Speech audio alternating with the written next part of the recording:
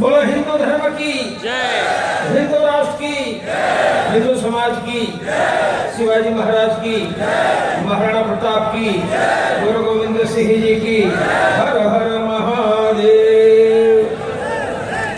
मंच पर विराजमान लकारप्पू महेश जी एवं दुर्गा प्रसाद जी, अजय शर्मा जी, अकुला राजैया, धुमला बालू जी, पूजनीय शिवानंद स्वामी, पूजनीय समर्था स्वामी, पूजनीय निर्मलानंद योग भारती जी, विश्व हिंदू परिषद तेलंगाना के अध्यक्ष रामाराजू जी, वेंकटेश जी, तुमड़ बाबू जी, आचार्य कशी रेड्डी जी, यहाँ पर उपस्थित माता और बंधु,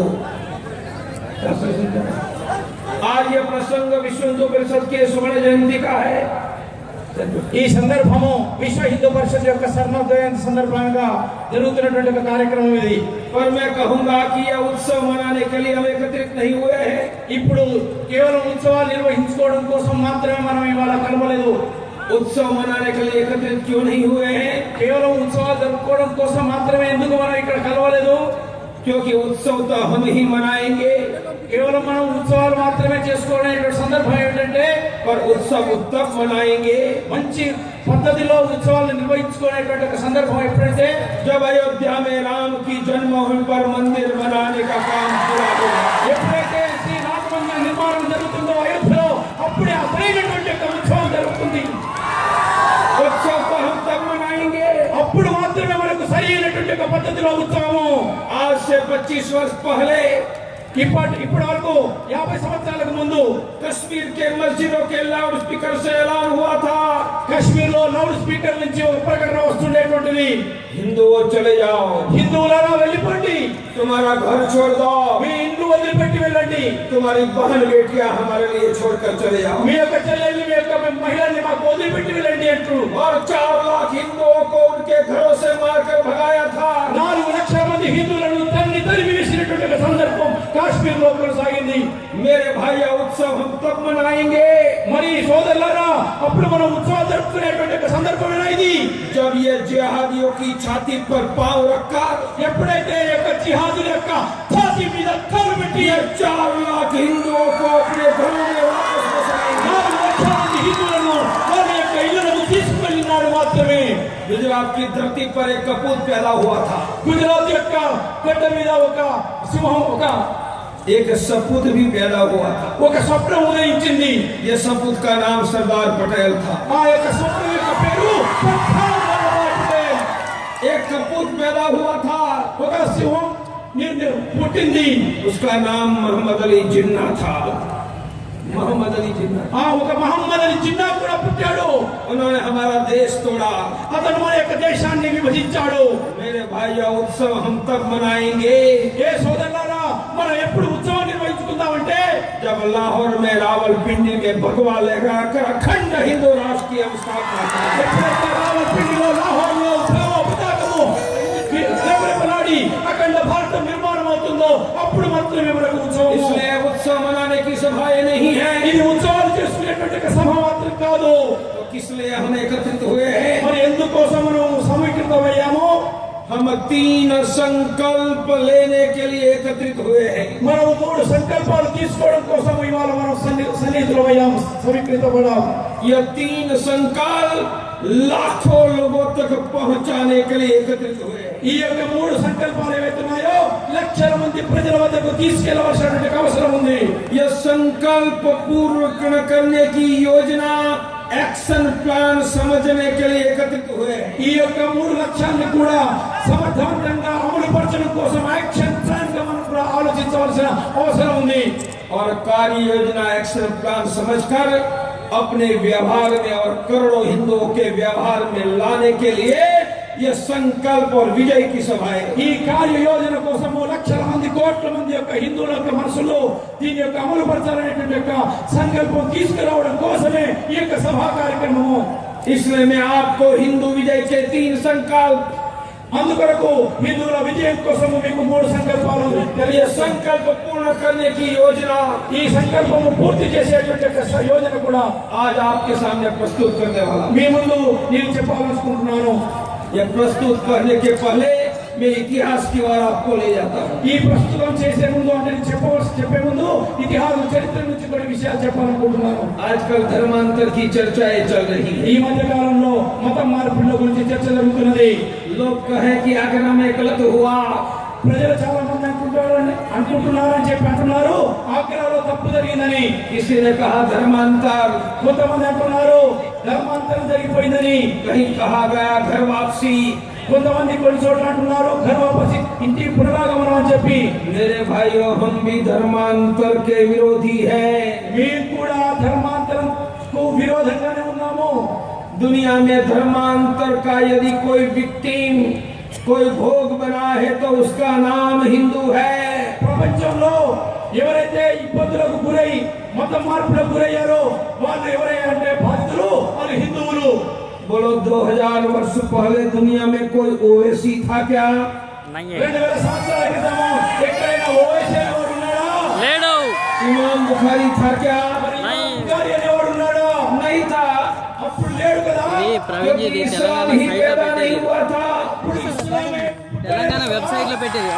అరే, ప్రవీణ్ జీ భాయ్, ప్రవీణ్ జీ. 2000 సంవత్సరాల క్రితం ఎక్కడైనా ఫెర్నాండెస్ అనేటువంటి ఒక పేరుందా? कोई क्रिश्चियन था क्या? అసలు క్రైస్తవుడు అనేవాడు ఉన్నాడా? అప్పుడు नहीं था, అప్పుడు అసలే లేడు. क्योंकि दुनिया में क्रिश्चियन पैदा नहीं हुए थे। ఎందుకంటే అప్పుడు క్రైస్తవమే పుట్టలేదు. तो मेरे सिद्धि बेटी के, కనుక ఓ సిద్ధిపేటలా मेरे चतुर भाइयों बताओ, మరి ఓ తెలివైనటువంటి ఒక మిత్రులారా చెప్పండి. 2000 वर्ष पहले मक्का में कौन होंगे? 2000 సంవత్సరాల క్రితం మక్కాలో ఎవరున్నారు? बोलो कौन होंगे? శివ, చెప్పండి. मदीना में कौन होंगे? ఎవరున్నారు?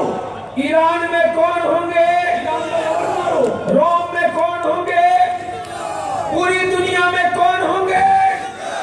तो बोलो 2000 वर्ष पहले दुनिया में कौन थे? आज हमारी संख्या पूरी दुनिया में हिंदू होती तो हम 700 करोड़ होते।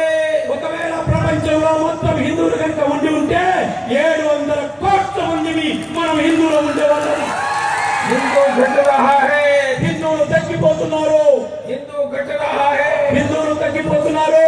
हिंदू बच रहा है, హిందువులు విభజించబడుతున్నారు. हिंदू भाग रहा है। హిందువులు పారిపోతున్నారు. 700 करोड़ का घटकर 100 करोड़ हो गया। 700 కోట్ల నుంచి హిందూ సమాజము ఇవాళ 100 కోట్లకు పడిపోయింది. 100 वर्ष के बाद 100 సంవత్సరాల తర్వాత 100 करोड़ घटकर 10 करोड़ हो गया।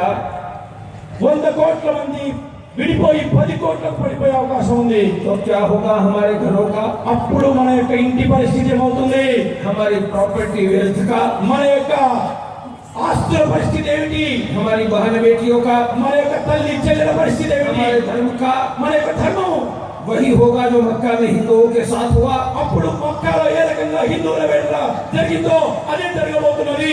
जो लाहौर में हिंदुओं के साथ हुआ, లాహోర్ లో హిందువుల ఎటువంటి అపచారం జరిగిందో, कश्मीर घाटी में हुआ। కాశ్మీర్ ఎలా జరిగిందో, कश्मीर घाटी में कहा కాశ్మీర్ ఘాటిలో ఎలా జరిగిందో, हिंदुओं चले जाओ, హిందువులలో వెళ్ళిపోండి, तुम्हारी बहन बेटियां हमारे लिए छोड़कर चले जाओ। మీ యొక్క చెల్లెలను తల్లులను మా కోసం क्या 100 वर्ष के बाद यही हमारे वंशजों के साथ होने वाला है? 100 సంవత్సరాల తర్వాత మన యొక్క వంశజులేనా ఈ రకంగానే కావాలని కోరుకుంటున్నారా? दुनिया में हिंदू था, ప్రపంచంలో హిందువులు ఉండేవాళ్ళు. आज प्रश्न पूछा जाए, ఇప్పుడు గతంలో హిందువులు ఉండేవాళ్ళు అనే ప్రశ్న వస్తుంటుంది. दुनिया की प्रॉपर्टी, वेल्थ, संपत्ति, ऐश्वर्य कहाँ? మరి ప్రపంచంలో ఉన్నటువంటి ఒక అత్యధికమైనటువంటి సంపద ఎక్కడుంది? अमेरिका में। ఇప్పుడు ప్రస్తుతం అమెరికాలో. दुनिया का व्यापार किसके पास? ప్రపంచంలోని వ్యాపారం అంతా ఎక్కడ ఉంటున్నది? ఇప్పుడు अमेरिका के पास। ఇప్పుడు అమెరికాలో ఉంది.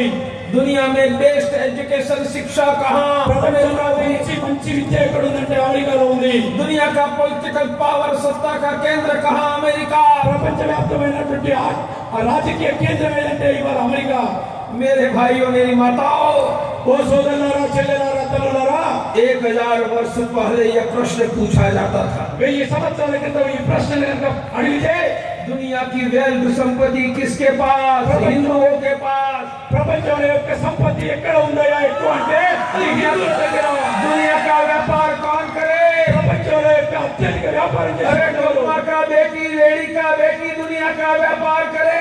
కమ్మ రెండు వేమ వీళ్ళ యొక్క కుమారులే ఆ రోజు నాడు వ్యాపారం చేశారు. दुनिया का एजुकेशन कहाँ? ప్రపంచంలో అత్యధికమైనటువంటి మంచి విద్య दुनिया का पॉलिटिकल पावर का केंद्र कहाँ? ప్రపంచం యొక్క ఆర్థిక కేంద్రం ఎవరు? हस्तिनापुर में, హస్తినాపురము, इंद्रप्रस्थ में, ఇంద్రప్రస్థము, पाटलिपुत्र में। పాటలిపుత్రం, పాట్నా. दुनिया में हिंदू, ప్రపంచంలో హిందువులు, दुनिया की संपत्ति हमारे पास। ప్రపంచంలో అత్యధికమైన సంపద మన दुनिया దగ్గర का ఉంది. व्यापार हम करते थे। ప్రపంచ వ్యాపారం మనమే చేసేవాళ్ళం. दुनिया का एजुकेशन हमारे पास। ప్రపంచవ్యాప్తమైన విద్య మనదే. भगवान ने हमें सिकंदर तक अपराजय मातृभूमि दी। ప్రపంచాన్ని జయించినటువంటి యొక్క సికందర్ వెళ్తున్నాడు. ప్రపంచం सिकंदर के पहले ये धरती पर సికందర్ వరకు కూడా మనదే రాజ్యం, మనదే యొక్క अपने हाथ में तलवार लेकर, भाला लेकर, వారి చేతిలో సికందర్ చేతిలో తలవార్లు పట్టుకుని వచ్చినప్పుడు, अपने हाथ में बंदूक गन लेकर, చేతుల్లో తుపాకులు పట్టుకొచ్చినప్పుడు हमारा घर लूटने कोई बाबर नहीं आया था, मलिक काफूर नहीं आया था, कोई निजाम नहीं आया था। ఆ సమయంలో మాలిక్ కాఫరు, బాబరు, నిజాం లాంటి వాడు ఎవడు కూడా మన దగ్గర దోపిడీ చేయడానికి రాలేదు. भगवान ने हमें अपराजय मातृभूमि दी थी। భగవంతుడు మనకు అపరాజయమైనటువంటి యొక్క మాతృభూమిని ఇచ్చాడు. सुरक्षित समाज जीवन दिया था। సురక్షితమైన సమాజ జీవనాన్ని ఇచ్చాడు. सब कुछ लूट गया। మొత్తం కూడా దోపిడీ చేయబడింది. हमारे पुरखों ने सपनों में नहीं सोचा होगा।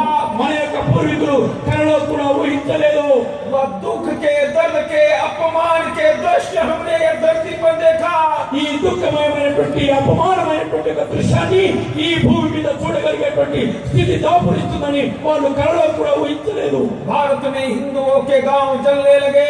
భారతదేశంలో హిందువుల యొక్క ఇళ్లను ధ్వంసం చేస్తున్నారు, తగలబెడుతున్నారు. हिंदुओं के घर लूटने लगे। హిందువుల యొక్క ఇళ్లను దోచుకుంటున్నారు. व्यापार छीना जाने लगा। వ్యాపారం కొల్లగొట్టబడింది. हमारी शिक्षा व्यवस्था समाप्त कर दी। మన యొక్క విద్య మొత్తం కూడా సమాప్తమైపోయింది. कोई लुटेरा आया था अरबस्तान से, ఎవడో దొంగవాడు వచ్చాడు అరబ్ నుంచి, फिर ईरान से, ఇరాన్ నుంచి వచ్చాడు దొంగ, तुर्कस्तान से, मंगोलिया से, టర్కీ నుంచి వచ్చాడు దొంగ, మంగోలియా నుంచి వచ్చాడు, इंग्लैंड से। ఇంగ్లాండ్ నుంచి వచ్చాడు. हमारे मंदिर हमारी आंखों के सामने टूटा। మన యొక్క మందిరాలు మన కళ్ళ ముందే ధ్వంసమైపోయాయి. न भगवान सोमनाथ का मंदिर बच पाया, భగవంతుడైన సోమనాథుడి యొక్క మందిరం కూడా न మిగలలేదు. राम मंदिर, न काशी विश्वनाथ। రామ మందిరం కూడా, కాశీ విశ్వనాథ మందిరం यह కూడా धरती మిగలలేదు. हमारे लिए धरती नहीं है। ఈ యొక్క భూమి మన కోసం కేవలం భూమి మాత్రం కాదు, साक्षात भगवती, సాక్షాత్తు భగవతి. भगवान विष्णु की पत्नी। భగవతి అంటే విష్ణు యొక్క పత్ని. इसलिए सुबह उठकर कहते थे, అందుకొరకు పొద్దున్న లేచి చెప్తాం, विष्णु पत्नी नमस्तुभ्यं, విష్ణు పత్ని నమస్తుభ్యం. पादस्पर्शं क्षमस्व मे। నా యొక్క కాలు నీ భూమి నీ మీద పెడుతున్నాను తల్లి. हमारी प्राण प्यारी मातृभूमि कट गई। నా యొక్క ప్రాణాలతో సమానమైనటువంటి ఈ భూమి हमारे घरों से हमारी बहन बेटियों को उठाकर अरबस्तान में बेचा गया। భూమి విభజించబడింది. మన యొక్క తల్లుల్ని చెల్లెల్ని ఎత్తుకుపోయి అరబిస్తాన్లో అమ్ముకున్నారు. जितने किसी जाति के अपमान हो सकते हैं हम पर गुजरा। ఎంత అపచారము, ఎంత అఘాయిత్యాలు జరిగారో అన్ని మన మీద జరిగాయి. 100 वर्षों के बाद वही दृश्य क्या हमारे वंशजों को भारत में देखना है? 100 సంవత్సరాల తర్వాత కూడా ఇటువంటి దృశ్యాన్ని మన యొక్క వంశస్థులకు అందించాలనుకుంటున్నారా? क्या हमारी संपत्ति लूटी जाएगी? మన యొక్క సంపదను మొత్తం ధ్వంసం చేస్తుంటే చూస్తూ ఊరుకుంటామా? पद्धति बदली है। ఆ పద్ధతి మారిపోయింది. ఇప్పటికీ आज मुस्लिम आरक्षण के नाम पर हमारी नौकरी छीनी जा रही है। ఇవాళ ముస్లిం యొక్క రిజర్వేషన్ పేరుతో మన యొక్క ఉద్యోగాన్ని లాక్కుంటున్నారు. हज के सब्सिडी और जेरूसलेम जाने वालों को पैसे देकर हमारे पेट टैक्स के पैसे लूटे जा रहे हैं। హజ్ యాత్ర పేరుతో, జెరూసలం యాత్ర పేరుతో ఇచ్చినటువంటి యొక్క సబ్సిడీతో మన యొక్క ఆస్తుల్ని मुगलों की लूट में कोई अंतर नहीं है। మొగలాయిలు ఆ రకంగా లూటి చేస్తే వీళ్ళు ఈ రకంగా లూటి చేస్తున్నారు. इसलिए समय आया है, అందుకొరకే సమయం వచ్చింది మనకు. अब भारत में हिंदू का अपमान नहीं होगा। ఇప్పుడు భారతదేశంలో ఏ ఒక్క हिंदू కూడా అపమానపడడు అవమానించబడడానికి వీలేదు हिंदुओं पर अत्याचार नहीं होगा హిందువులపై అత్యాచారాలు జరగడానికి వీలేదు हिंदू भारत में गर्व से जिएगा హిందువులు భారతదేశంలో గర్వంతో జీవించాలి हिंदुस्तान में वही होगा హిందూ మైక్ పూర్తి చేయండి మైకులు పెట్టండి అందరూ కూడా ఎవరు ఎక్కడ మైక్ ఆపింది మైక్ చలాओ మైక్ क्यों कर रहा है మైకులు పెట్టండి తమాషా చేయదు ఎవరు కూడా हिंदुस्तान में वही होगा मैं पुलिस को बता देना चाहता हूँ कि पुलिस ने यदि लाउड स्पीकर काटने की हिम्मत की है तो यहाँ परिस्थिति बदल जाएगी इसलिए पुलिस वाले बैठ जाओ मैं खड़ा हूं, बैठ जाओ इसलिए किसी ने लाउड स्पीकर काटने की हिम्मत की है तो ज्वाइन कर दो वरना डॉक्टर तोगड़िया सुबह तक यहाँ खड़ा रहकर भाषण देता रहेगा यह देश में ఈ దేశంలో हिंदू जो चाहेगा वही होगा హిందువులు ఏది కోరుకుంటే అదే జరిగి తీరాలి हिंदू चाहेगा तो लाउड स्पीकर सिद्ध पेट के हर गली में बजते रहेंगे హిందువులు అనుకుంటే ప్రతి గల్లీలో లౌడ్ స్పీకర్లు మోగాలి और हिंदू नहीं चाहेगा तो हिंदुस्तान में नहीं होगा హిందువులు అనుకుంటే హిందుస్థాన్లో ఉండడానికి వీలదు इसलिए मैं आज 100 करोड़ हिंदुओं को అందుకొరకే 100 కోట్ల హిందువులకు 3 संकल्प करवाने आया हूँ 3 సంకల్పాలు తీసుకోవడం కోసం వచ్చాను నేను हमारा संकल्प लाखों लोगों तक गांव में ले जाओ మన సంకల్పాన్ని లక్షల మంది గ్రామీణ ప్రజల వద్దకు తీసుకెళ్ళండి मैं तीनों संकल्प बुलवाता हूँ నేను 3 సంకల్పాలు చెప్తాను मेरे साथ आप बोलोगे నాతో పాటు మీరు కూడా చెప్పండి फिर मैं संकल्प समझाऊंगा నేను ఆ సంకల్పాన్ని అర్థం చేయిస్తాను मेरे साथ बोलो हम संकल्प करते हैं कि हम संकल्प करते हैं कि हम संकल्प करते हैं कि हम संकल्प करते हैं कि 100 करोड़ हिंदुओं को 100 करोड़ हिंदुओं को चाहिए सुरक्षा चाहिए सुरक्षा सुरक्षा सुरक्षा समृद्धि समृद्धि समृद्धि समृद्धि सम्मान सम्मान अब हिंदू बटेगा नहीं बचेगा अब हिंदू घटेगा नहीं अब हिंदू अब तो हिंदू बढ़ेगा हिंदू अब सुनने का है हिंदू सुरक्षा के 2 रास्ते हैं ఇప్పుడు హిందువుల యొక్క రక్షణ కోసము 2 దారులు ఉన్నాయి हमारी सुरक्षा कब कम हुई ఎప్పుడు మన యొక్క సురక్ష ప్రమాదంలో పడిందంటే हमारा घर कब लूटा गया ఎప్పుడు మన యొక్క ఇల్లు దోపిడీ చేయబడ్డాయంటే हमारे मंदिर कब टूटे ఎప్పుడు మన దేవాలయాలు ధ్వంసం చేయబడ్డాయి हमारी बहन बेटियों का अपहरण कब हुआ తల్లి పిల్లల్ని ఎప్పుడు ఎత్తుకుపోయారంటే जब हिंदुओं की जनसंख्या कम हो गई అప్పుడు ఎప్పుడైతే మన యొక్క జనసంఖ్య తక్కువైందో అక్కడ ఇవి జరిగాయి हिंदुओं का भारत में बहुमत समाप्त हो गया హిందువుల యొక్క సంఖ్య తగ్గిపోయిన చోట జరిగింది इसलिए हिंदू सुरक्षा की पहली शर्त है అందుకొరకే హిందువుల యొక్క సురక్ష కోసం మొదటి దారి ఏంటంటే भारत में हिंदुओं का बहुमत बनाकर रखो భారతదేశంలో హిందువుల సంఖ్యను పెంచుదాం आज भी हिंदू बहुमत में है ఇప్పుడు కూడా హిందువుల యొక్క సంఖ్య ఎక్కువ ఉంది और 1000 वर्षों के बाद भी हिंदू भारत में मेजोरिटी बनकर रहेगा 1000 సంవత్సరాల తరువాత కూడా ఈ దేశంలో హిందువులు అధిక సంఖ్యలోనే అవసరం ఉంది इसलिए अब हिंदू घटेगा नहीं అందుకొరకే హిందువులు ఇప్పుడు విడిపోడు अब हिंदू बटेगा नहीं హిందువులు విభజించబడరు अब हिंदू बढ़ेगा बढ़ेगा बढ़ेगा ఇప్పుడు హిందువులు పెరుగుతారు పెరుగుతారు పెరుగుతారు इसके लिए 6 रास्ते हैं ఇందుకొరకు 6 దారులు ఉన్నాయి मेरे साथ बोलो నాతో అనండి मेरे साथ बोलो धर्मांतर को ना धर्मांतरण को ना धर्मांतर को ना धर्मांतरण को ना घर वापसी को हाथ घर वापसी को हाथ लव जिहाद को ना लव जिहाद को ना समान नागरिक संहिता को हाथ समान नागरिक सन्निधियों को हक, बांग्लादेशियों को ना, बांग्लादेशियों को ना, घर में अनेक बच्चों को हक। बोलो 6 चीज करी तो भारत में कभी हिंदू कम होगा क्या? हिंदू घटेगा क्या? मेरे भाइयों, धर्मांतर यदि दुनिया में हिंदुओं का नहीं होता तो बोलो पाकिस्तान बनता, बांग्लादेश बनता, निजाम नाम का व्यक्ति कोई धरती में पैदा होता क्या? यदि धर्मांतर दुनिया में नहीं होता तो कोई ओवासी पैदा होता क्या? इसलिए बोलो धर्मांतर होने देंगे। गत 10 वर्षों में, गत 10 సంవత్సరాల్లో 50 लाख हिंदुओं को 50 లక్షల हमने धर्मांतरित होने से बचाया है। మతం మార్పుల నుంచి రక్షించుకున్నాము। अब हिंदू धर्मांतरित नहीं होगा। ఇప్పుడు హిందువులు ధర్మాంతరం జరగడానికి వీలేదు। और भारत में सब मुसलमान हैं, उनके पुरखे कौन हैं? మరి ఇప్పుడు భారతదేశంలో ఉన్న ముస్లింల యొక్క పూర్వీకులు ఎవరయ్యా? अरे तुम्हारे पुरखे हिंदू हैं। మీ యొక్క పూర్వీకులందరూ కూడా హిందువులే। निजाम के अत्याचार, నిజాం యొక్క అత్యాచారాల కారణంగా, मुगलों के अत्याचार, మొఘలుల యొక్క అత్యాచారాల కారణంగా, मलिक काफूर के अत्याचार, మాలిక్ కాఫర్ యొక్క అత్యాచారాల కారణంగా तुम्हारे पुरखों को हिंदू धर्म छोड़ना पड़ा। మన యొక్క పూర్వీకులు, మీ యొక్క పూర్వీకులు హిందూ ధర్మాన్ని వదిలి వెళ్ళవలసి వచ్చింది। अरे वापस आ जाओ। అరే వాపస్ వచ్చేయండి। डॉक्टर प्रवीण तोगड़िया गले लगाने के लिए तैयार है। जय श्री राम।